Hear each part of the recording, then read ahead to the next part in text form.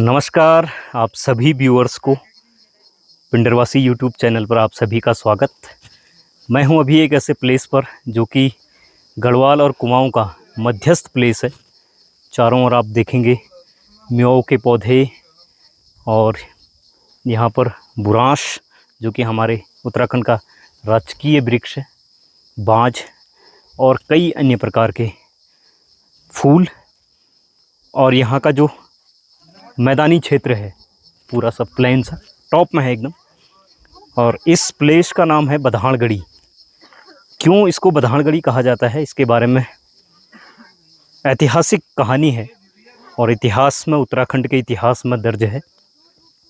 सामने आप ये स्ट्रक्चर देख रहे हैं, ये गढ़ी है और सामने आप एक चबूतरा देखेंगे तो असली गढ़ी ये है।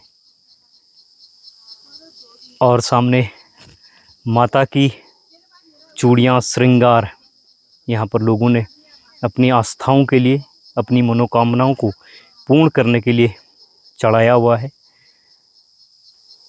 8वीं से 12वीं शताब्दी की बात है और उस दौर में गढ़वाल और कुमाऊं का मध्यस्थ प्लेस, यानी जो गढ़वाल मंडल और कुमाऊं मंडल को अलग करता है, वो है बधाणगढ़ी। बधाण यानी परगना, उत्तराखंड के 52 गढ़ों में से एक गढ़ ये भी था बधाण। और बधाण एक परगना था। गढ़ी का मतलब चोटी यानी किला। इसी स्थान पर 1670 ईस्वी के आसपास बाज बहादुर चंद्र जो कि कत्यूरी राजवंश के राजा थे, उनके बीच और गढ़वाल के राजाओं के मध्य एक बहुत बड़ा इस स्थान को जीतने के लिए लड़ाइयाँ हुई हैं, क्योंकि ये एक 52 गढ़ों में से एक किला था। और यहाँ पर दक्षिणेश्वरी माता नंदा की मूर्ति थी और उस मूर्ति को बाज बहादुर चंद्र बधाणगढ़ी के मंदिर से उठा करके अल्मोड़ा के जो नंदा देवी मंदिर है उसमें स्थापित करते हैं। और तब से यहाँ पर जो है दक्षिणेश्वरी माता काली की पूजा अर्चना की जाती है। और प्रतिदिन प्रतिवर्ष हजारों संख्याओं में लोग यहाँ पर अपनी आस्थाओं के लिए आते हैं और पूजा लेकर के आते हैं। मनोकामना पूर्ण होती है तो फिर से दोबारा लौट करके यहाँ पे आते हैं। और भी कई लोग यहाँ पर आए हुए हैं। आगे आते रहो।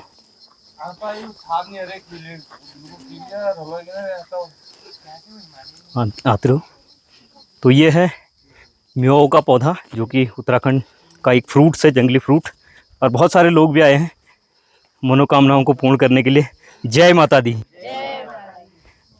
तो सभी लोगों की मनोकामनाएं पूर्ण हो, क्योंकि ये आस्थाओं का प्रतीक है और कई वर्षों, कई हजारों सालों से यहाँ पर माता काली की पूजा अर्चना की जाती है। ये तो गढ़ी है, इसके नीचे बधाणगढ़ी का मंदिर है जहाँ पर माता काली की पूजा अर्चना होती है।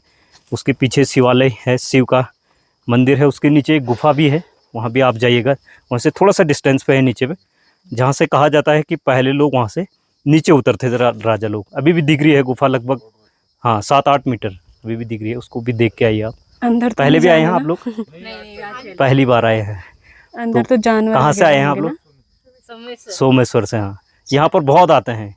उत्तराखंड का तो है ही है, लेकिन देश विदेश से लोग यहाँ पे आते हैं। मनोकामना पूर्ण होती है। ये 100% श्योर है कि यहाँ की माता काली मनोकामनाओं को पूर्ण करती ही करती है।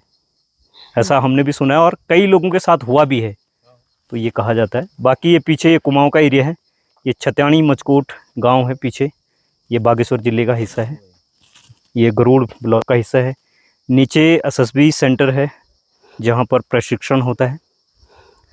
सामने देखेंगे आप तो एक जो पीक दिख रहा है, यहाँ पर नाग टेम्पल है जो कि ये बधाणगढ़ी, ये भी ये प्लेस भी फेमस है। यहाँ भी पूजा अर्चना होती है, नाग मंदिर।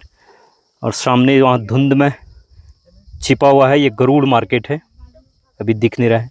सामने यदि आप प्लेस देखेंगे तो ये ग्वालदम दिख रहा है, बहुत खूबसूरत प्लेस पहाड़ों के बीच में और ठंडा प्लेस। उससे नीचे सड़क दिख रही है आपको, NH नेशनल हाईवे। और सामने देवाल घाटी। तो बहुत ऊंचे स्थान पर किले को बनाने का मुख्य उद्देश्य था कि जब कोई राजा अटैक करेगा तो जो नीचे से चढ़ने वाली फौज होगी वो इस स्थान पर आने से पहले ऊपर की फौज उस पर अटैक कर पाएगी, इसलिए ऐसे ऊंचे स्थानों पर जो है गढ़ बनाए गए। जैसे आपने चांदपुर गढ़ी सुना होगा, तो चांदपुर गढ़ी भी जो है, जो गैरसैंण के थोड़ी सी नीचे पे है, अजय पाल ने बनाया। हाँ, अजय पाल ने जहाँ पर उसकी स्थापना की थी, वो भी बहुत ऊंचे स्थान पे, और वहाँ से जो भी घाटियाँ हैं सब नीचे हैं। तो राजाओं का ऐसे किले बनाने का उद्देश्य यही था कि जो फौज अटैक करे वो अटैक ना कर पाए, ऊपर वाली फौज उस पर अटैक करेगी तो जीतेगी। तो यदि आपको जानकारी पसंद आए तो ज़रूर देखिए और शेयर कीजिए लोगों के साथ, जिससे कि लोगों को पता चल पाए। जय माता दी।